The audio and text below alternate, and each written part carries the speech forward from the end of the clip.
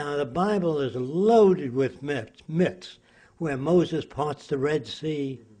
God could have put the people right on the other side without parting the Red Sea. All the stories made it terrible. I don't read the comic strips.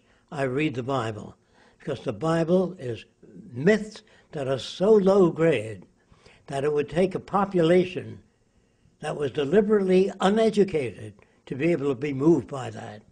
Of course, the average person works hard all their life, and they say, what have I got to show for it? Well, after you kick the bucket, there's everything up there for you. No fees, no debt, no money, no servitude, no social stratification, and no ownership of anything. And that was what we're planning. And the Venus Project is to build a world without money. So that you understand what I'm talking about. If you're shipwrecked on an island, both you guys, and say you had $10 million, he had gold, diamonds, rubies. The island has no fish, no water, and no arable land. You have nothing. You can't eat the money. You can't eat the gold. So what is real value? Resources. Another guy comes over and he says, what if we had ethical people in government, the most ethical people in the world, all through the government of the world? If you ran out of resources, think about this, you'd have stealing, lying, cheating, no matter how ethical people are in charge. So if you live near a waterfall of drinking water, beautiful water, lots of it, nobody steals it.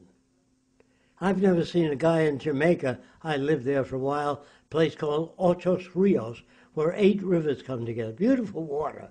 Nobody ever comes at night and fills a bucket and runs away. There's so much of it. The air you breathe is absolutely valuable to life. There's no price tag on it. Why? Because it's so abundant, they can't control it. But if you begin to run out of water, which we're doing now, it's $1 for a glass of water. Who does all these things? What is a government? Well, these are a bunch of ignoramuses, all governments, all through history. Your presidents have been stupid people all the way back. Now, our problems are not political, they're technical. Everything that you have, I'd like you to listen to what I say, don't get angry. Think about it. Everything that you have, your washing machine, your electric light, your automobiles, your airplanes, are all technical. Without those things, you'd be pulling boats, slavery. You'd be whipped and beaten into slavery. So technology is on the backs of probably no more than 20 people, gave us everything. The Edisons, Louis Pasteur, if it wasn't him, we'd all be dead. So the real things that you have that work for you are technical. For example, if you're driving a car, it says, caution, slippery when wet. We would take down all those signs, put abrasive in the highway so it's not slippery when wet. There'd be signs, drive carefully, 14 miles an hour, school crossing. The power output would be 14 miles an hour, so you can step on the gas when you want to.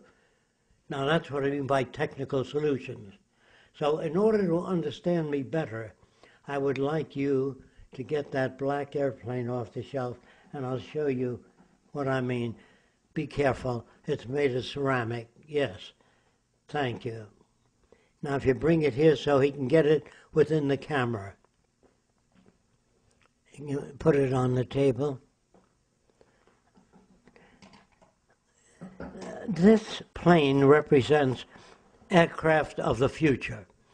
The passenger section, can you get it in the camera? Good.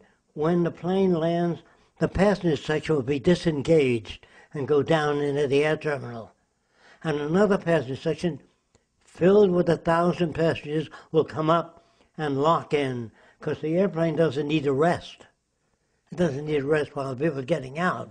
So you can load it right away and get much more use out of aircraft. That's awesome. Not only that, they tell you today that under your seat is a life raft. Now, if you land in the northern sea in the wintertime, you're good for about 12 minutes. Then you die. I don't care how big your raft is. The passenger section can be disengaged and float with all the food and everything you need. In other words, if you're flying in an airplane and the landing gear doesn't come down, and the plane has a minor accident, most people don't die when planes hit the ground. They die when the fuel spills over the engine, fire. So when your landing gear doesn't come down, that dispels the fuel automatically. It blows the fuel out by an inert gas. Then when you come in for landing, there's less of a chance of a problem. Do you understand what I'm saying? Okay. If there's anything you don't understand, interrupt me. Okay. Now, suppose you do come in for landing, or say you are coming in for landing, your landing gear doesn't come down, that blows the fuel out. That also sets a spray on the runway. Do you understand?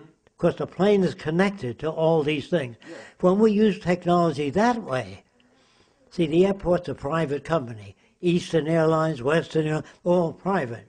When it becomes one, when all the world joins together, then we can do these wonderful things. So let me describe in further detail. Suppose you do land, and the landing gear does work, but your brakes fail. That plane can plow into people, hangars, fire, all kinds of. The minute the brakes fail, the arresting gear goes up on the runway. It's wires, stainless steel, stop the plane in the middle or the end of the runway. Now, normal people say, well, why don't they do those things? Because you don't have technicians in government. The government people elected should be at the forefront of technology, ecology, behavioral science. You have a bunch of dummies in government, lawyers and businessmen. They don't know anything. Is Obama a nice guy? Maybe so. But he doesn't know what to do. So he thinks by giving people temporary purchasing power and giving the money to the people that caused the problem in the first place, the banks and industry. If GE can't turn out a better car than Toyota, they're going to fall. If they don't offer you a blueprint of a new car that's cheaper, faster, better, higher quality, longer lasting, they can't remain in business. So what are they going to do giving these companies or bailing out Wall Street or the banks? The banks are the most offensive organization ever conceived of. If you don't understand the meaning of that, let me lay it out for you. If you had a community, say, of 50,000 people, and that community in a monetary system, everybody in that community put 50 bucks into the community bank, owned by the whole community. So when you go to the bank to borrow money, all the profit goes to the community. Better schools, higher prices, higher salary for school teachers. See, but private banks, the biggest buildings in New York are bank buildings. You think, gee, they put up that building with your money. Where the hell do you think they got the money to build all these fancy buildings? So if you had a food market owned by all the people of the community, you get better food, lower price, organically grown, no artificial coloring, no advertising, no bullshit. Do you follow me? Yes. Okay. So they tell you that, yes, but if people got things without money for nothing, that will kill incentive, getting things for nothing. Were you born in America? Yes. Were you? Okay. Just being born in America, you got the railway, the airplane, electric lights, the telephone. I don't think you had anything to do with them. All right, you got all that for nothing. Does it spoil you? Of course not. Think about it. Anybody born in any advanced country gets the railway, telephone, musical instruments, radio, all for nothing. That doesn't spoil you.